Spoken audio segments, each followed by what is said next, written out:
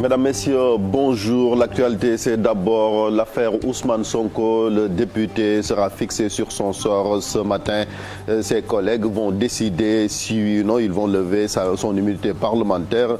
L'opposant est accusé de viol et de menace de mort par la masseuse Adji Sarr. Pour rappel, la séance plénière débute ce matin à 11 h à l'Assemblée nationale. À huis clos, nous y reviendrons. Quoi qu'il en soit, Ousmane Sonko décide de ne pas déférer à la convocation de la justice, estimant que son immunité parlementaire reste intacte. Le leader de PASTEF se dit prêt à la confrontation et récuse les magistrats en charge de son dossier. En l'occurrence, le procureur de la République, le juge du 8e cabinet et son collègue du 1er cabinet. Il faisait face à la presse hier. Nous l'écoutons au micro de Habib Faye et Ababakar Kamara. Que je ne suis pas tenu. Donc, une instruction non limitée dans le temps pour me laisser pourrir en prison et me radier de la liste électorale, mais enfin ternir mon image et me décrédibiliser aux yeux des Sénégalais. Voilà l'objectif de Macky Sall. Et c'est une affaire politique. Eh bien, je dis non à la levée viciée, illégale d'une immunité que nous confère la confiance et le suffrage des Sénégalais. Je réitère ce que j'avais dit. Si mon immunité est levée de manière régulière, ce qui n'est pas le cas, je répondrai la minute qui suit. Si ce n'est pas le cas, je ne répondrai pas parce que ce n'est pas logique avec moi-même. J'avais refusé de répondre à la section de recherche parce que j'avais cette immunité. Parce que la convocation n'était pas régulière. Et cela va se poursuivre tant que les choses n'auront pas été faites dans le respect strict des règles. Non à mon arrestation illégale et imminente programmée par Macky Sall en personne. Chers compatriotes, je vous l'avais dit lors de ma dernière sortie, Macky Sall n'en a cure du droit et des procédures. Macky Sall, son problème, ce n'est pas le droit. Il dit, voilà ce que je veux, débrouillez-vous pour faire ce que je veux. Ne me parlez pas de constitution, ne me parlez pas de loi, ne me parlez pas de règlement, ce n'est pas mon problème. Pendant ce temps-là, Adji Sarr était face au juge d'instruction du 8e cabinet. L'accusatrice de Ousmane Sonko était entendue dans le fond du dossier, comme vous le voyez à la une du journal L'Observateur, qui ont donc obtenu, nos confrères qui ont obtenu cette photo exclusive de Adji Sarr, qui était donc hier au palais de justice. Elle est sous protection policière. Son avocat rassure que sa cliente a répondu à toutes les questions du juge d'instruction. Maître El Hadji Diouf n'a pas voulu entrer dans les détails. Il veut justement respecter le secret de l'instruction. Nous suivons le reportage de Abdoulaye Diop et Youssou Baro. Tous les yeux étaient rivés aujourd'hui sur Adji Sarr, l'accusatrice d'Ousmane Sonko, lors de son audition par le juge d'instruction du 8e cabinet. Mais à la surprise générale, elle est entrée et sortie loin des caméras de la presse. Et sous haute protection, parce qu'elle fait l'objet de menaces persistantes. Voilà, ça je peux vous le dire parce que ça c'est pas un secret. L'État a mis à la disposition d'Adji Sarr alors des éléments pour sa sécurité. Ça, c'est une demande des avocats d'Adji Sarr et ça a été porté même à la connaissance du public. C'est pas un secret ça aussi. Selon Maître El Hadji Diouf, la séance s'est bien déroulée et sa cliente a bien assuré. Ma cliente a le moral. Elle est sûre d'elle. C'est tout ce que je peux vous dire. Et elle a répondu à toutes les questions du juge. L'avocat d'Adji Sarr n'a pas voulu se prononcer sur le déroulement de la séance, conformément aux directives du bâtonnier. Je ne veux pas savoir ce qui s'est passé dans le bureau du juge. Et puis le bâtonnier des avocats nous a interdit de parler du dossier. C'est juste pour vous dire par courtoisie que Mme Adji Sarr a été entendue par le juge d'instruction du 8e cabinet aujourd'hui. C'est tout ce que je peux vous dire. La masseuse Adji Sarr a accusé de viol le leader du parti PASTEF, Ousmane Sonko. La séance plénière pour la levée de l'immunité parlementaire d'Ousmane Sonko est prévue ce vendredi à l'Assemblée nationale. Merci Abdoulaye, nous reviendrons sur cette affaire tout au long de la journée avec une édition spéciale à partir donc de 11h avec Chérif Diop et son équipe. Vaccination contre le Covid-19, le chef de l'État montre la voie à son peuple. Macky Sall et les membres du gouvernement ont pris leur première dose. Occasion pour le chef de l'État d'insister sur la nécessité du vaccin. Il met en garde la population qui, selon lui, doit se vacciner, faute de quoi il promet de donner ces vaccins à nos voisins africains et Boucan. C'est l'image de la journée. La première dose présidentielle pour montrer la voie au peuple sénégalais. La vaccination contre le Covid-19, l'alternative la plus crédible pour le moment contre le Covid aux yeux du chef de l'État. Nous avons perdu beaucoup d'êtres chers. Nous avons encore beaucoup de malades dans les hôpitaux. Le vaccin reste aujourd'hui le seul moyen de prévention qui pourrait nous assurer de vaincre la maladie. Bien entendu, en plus des gestes barrières qui doivent rester de rigueur. Le port obligatoire du masque, le lavage fréquent des mains et la distanciation physique. Plus un vaccin, nous pouvons être à peu près sûrs que nous ne serons pas nous-mêmes un vecteur de contamination. Devant l'ampleur de la pandémie et son taux de létalité qui inquiète, le chef de l'État met en garde les populations. Donc nous devons donner l'exemple et nous avons donné l'exemple. Donc il faut que les autres suivent. C'est dommage qu'on ne prenne pas les vaccins. Si on ne les prend pas, moi je vais les donner à d'autres pays africains qui en ont besoin, tout simplement. Nous n'en arriverons pas là, j'en suis sûr. Mais c'est pour dire qu'il y a beaucoup de gens qui attendent. Et je suis sûr qu'après cette journée, les inscriptions vont exploser. Et surtout, les districts vont pouvoir amplifier l'action. Après la réception des premières doses venues de la Chine, le chef de l'État annonce l'acquisition d'autres vaccins dans les prochains jours. Ces théories ne se sont pas développées seulement au Sénégal, c'est partout dans le monde. Mais je voudrais rassurer pour dire qu'il n'a pas été facile de trouver des vaccins. Vous savez, très peu de pays africains aujourd'hui ont cette possibilité de se faire vacciner. Il a fallu beaucoup d'efforts pour en arriver là. Donc les vaccins qui ont pu être trouvés, et nous allons continuer à en trouver, nous avons espoir que d'ici la semaine prochaine ou les jours à venir, nous pourrons avoir d'autres lots. Il faut que ces vaccins soient donc pris par nos compatriotes. À noter qu'à l'instar du chef de l'État, Idrissa Seck et d'autres membres du gouvernement se sont fait vacciner au cours de cette cérémonie à la salle des banquets du palais présidentiel. Image de nos confrères de la RTS Fatih, cette sortie du président, apparemment, il a un peu créé la polémique sur les réseaux sociaux. Surtout sur les réseaux sociaux, quand même le président qui annonce que si les Sénégalais n'acceptent pas de se faire vacciner, il va donner les vaccins à d'autres pays africains. Maintenant, tout le monde se pose la question, président, est-ce que c'est l'argent du contribuable sénégalais? Bien, il y a eu tellement de polémiques, en tout cas, autour de cette question. Oui, il y a matière à discuter, surtout pour les communicants qui ne vont pas tarder à se pencher sur la question. Chacun aura peut-être son mot à dire par rapport à cette sortie du chef de l'État. En tout cas... Tout à fait, une erreur communicationnelle, je dirais. Peut-être le président de la loi. Du moment que c'est l'argent du contribuable, c'est 2 milliards et plus cher des Sénégalais. Quand même, c'est maladroit pour le président de la République de tenir ce discours. Si les Sénégalais ne veulent pas de ce vaccin, je vais donc le donner à d'autres pays pour parler peut-être de nos voisins, et quand même qui peut-être diplomatiquement ce qu'il a fait très bien avec les 20 000 doses peut-être distribuées à d'autres pays déjà.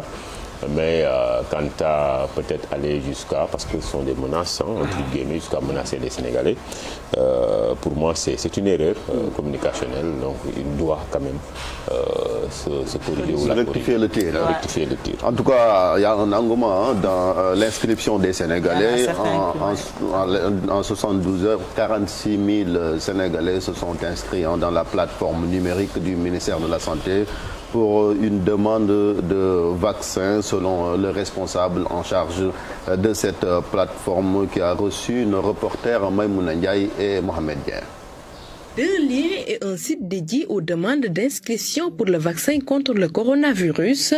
2 jours après son lancement, la base de données a recensé 46 000 personnes. On a donné mon numéro en tant que coordonnateur, on l'a donné.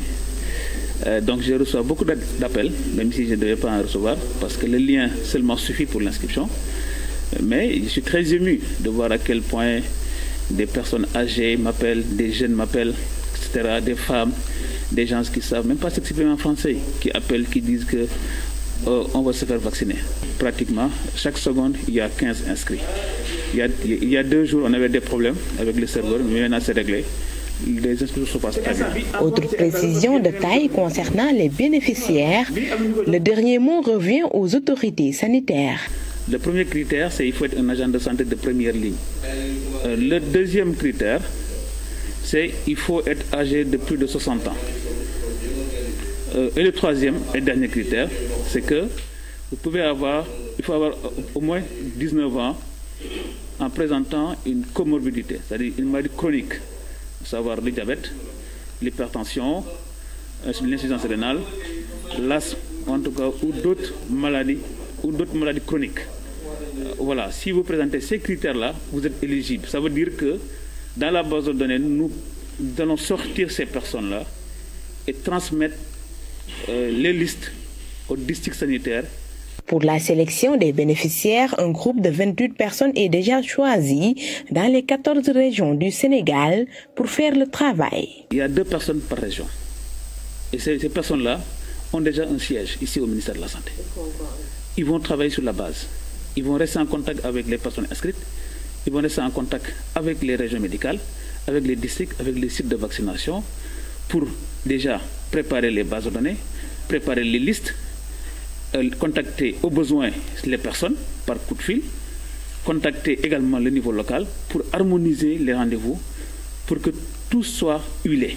Pour l'heure, les statistiques rassurent la cellule santé digitale du ministère de la Santé, une affluence qui montre que certaines populations acceptent de se faire vacciner malgré les suspicions qui tournent autour.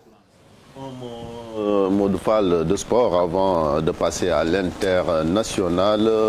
On le sait, la saison de lutte démarre ce 1er mars, mais l'association des promoteurs de lutte n'est pas encore prête pour la tenue de ces combats à huis clos. Elle exige autant donc une compensation financière de la part de l'État du Sénégal. Reportage Chersa Diboudjara. Des combats à huis clos. Pas plus de 300 personnes autorisées à accéder à l'arène. Le tout couronné par un protocole sanitaire. Le Comité national de gestion de la lutte donne son cahier de charge pour le démarrage de la saison le 1er mars prochain. Une nouvelle plus ou moins bien accueillie. Nous en réjouissons vivement. Comme vous le savez aussi, le CNG avait convoqué une réunion le mardi passé pour se concerter, échanger et voir les perspectives de collaboration avec les promoteurs. Ce qui a été fait parce que nous étions au rendez-vous. Donc, il y a un cahier de charge qui a été proposé pour l'organisation à huis clos. Et seuls 2 promoteurs sont manifestés. Donc, nous prions quand même que d'ici la prise des dates, que l'accompagnement de l'État, comme convenu, sera venu. L'association des promoteurs, à sa grande majorité, exige une aide, une compensation financière de l'État pour la tenue de ces combats à huis clos. Lors de nos dernières rencontres avec l'État du Sénégal, représenté par le département sport du Sénégal et le CNG, il était convenu quand même de faire des devis par rapport à des engagements qui ont été pris, ce qui a été fait, et tout a été transmis au ministère.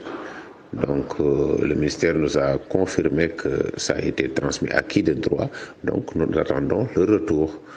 Dès le mois de mars, nous allons prendre des dates et espérons qu'avant l'organisation de nos journées, que l'appui soit au niveau du ministère des Sports ou bien au niveau du CNG pour qu'on puisse accompagner les promoteurs à organiser à huis clos d'une manière vraiment un peu à l'aise, comme on dit, quoi. Donc c'est ça qui a été conclu. Nous allons continuer à poursuivre les échanges, les discussions. Dans l'attente d'une issue favorable à sa requête, un seul combat est pour le moment annoncé pour le 4 avril prochain. L'affiche, Eumeu Sène, Lac de Guiers 2. La page internationale, direction le Mali, Modou Fall, où le procès du général Sanogo s'est ouvert. Le procès ouvert, reporté, à peine donc ouvert, le procès a été reporté. Le général Amadou Sanogo et ses co-inculpés, j'y arrive, est reporté au 11 mars au Mali. Ils sont poursuivis pour l'assassinat donc en 2012 de 21 militaires bérets rouges retrouvés dans une fosse commune près de Bamako. Niger, 2 personnes tuées lors des troubles qui ont suivi la proclamation des résultats provisoires globaux du second tour de l'élection présidentielle. Une annonce faite par le ministre de l'Intérieur a signalé également que plus de 460 personnes ont été arrêtées. Le poète traducteur et critique littéraire suisse Philippe Jacotet, lauréat de nombreux prix, dont le concours de la poésie est décédé, ou le Goncourt de la poésie est décédé à l'âge de 95 ans. Philippe Jacotet a aussi participé à la nouvelle revue française et fait en sorte d'ouvrir celle-ci à la littérature allemande. En Syrie, l'armée américaine a frappé des infrastructures utilisées par des milices pro-iraniennes dans le nord-est. Bilan 17 morts, c'est la première opération militaire de l'administration de Joe Biden en guise de réponse aux récentes attaques contre des intérêts occidentaux en Irak. Joe Biden s'est entretenu avec le roi Salman sur l'assassinat de Jamel Khashoggi au moment où son administration s'apprête à publier un rapport. Le nouveau président américain s'est détourné du prince héritier Mohammed Ben Salman, interlocuteur privilégié de Donald Trump, ce qui augure une dégradation des relations américo-saoudiennes. Un récit signé Mamoudou Moussa Ndiaye. L'administration Biden s'apprête à publier le rapport du renseignement sur l'assassinat de Jamal Khashoggi et que le nouveau président américain entend désormais échanger avec le roi Salman et non plus avec son fils le prince héritier Mohammed Ben Salman, qui était l'interlocuteur privilégié de Donald Trump. Les relations entre Washington et Riyad semblent se dégrader. Décryptage avec Karim Sader, politologue spécialiste du Golfe. Au sommet de son influence et de son pouvoir sous l'ère Trump, le prince héritier saoudien Mohammed Ben Salman, dit MBS, n'est pas dans les bonnes grâces de la nouvelle administration américaine qui veut recalibrer ses relations avec Riyad. La Maison-Blanche ne sent pas cash et a annoncé mercredi 24 février que le président Joe Biden allait bientôt parler pour la première fois au roi Salman plutôt qu'à son fils. De plus, Joe Biden, qui avait critiqué à plusieurs reprises pendant sa campagne les atteintes aux droits de l'homme en Arabie Saoudite, va également autoriser la déclassification du rapport du renseignement américain sur l'assassinat du journaliste Jamal Khashoggi en octobre 2018. Un rapport rédigé 6 semaines après l'assassinat perpétré dans l'ambassade saoudienne à Istanbul, qui est potentiellement très compromettant pour Mohammed Ben Salman. Il est indéniable que l'on assiste à la rupture avec la diplomatie américaine sous l'ère Trump vis-à-vis de l'Arabie Saoudite, explique Karim Sader, politologue en consultant spécialiste du Golfe, interrogé par France 24. Toutefois, il faut être précis car il s'agit surtout d'un changement d'attitude vis-à-vis d'une personne, à savoir le prince héritier Mohammed Ben Salman, qui était le chouchou de l'administration Trump. Mamoudou Moussafa, merci. Covid-19 pour terminer au Brésil. Donc, le Brésil a franchi le seuil de 250 000 morts, un an exactement après le premier cas de contamination apparu donc, dans le pays. Le Brésil est aujourd'hui l'un des pays, excusez-moi de la répétition, les plus touchés dans le monde. C'est tout pour cette page internationale. Merci beaucoup, Modou Fall. Mesdames, Messieurs, c'est la fin de ce bulletin d'information. La suite de votre matinale avec la très élégante Fatou Dieng. J'ai emprunté ce n'est pas de l'information. Voilà, le danan de Modou Fall. Pas de l'information d'ailleurs. Merci beaucoup, Chérif. Merci à tout le monde. Mortala est avec nous ce matin, comme tous les matins d'ailleurs. Bonjour, Mortala.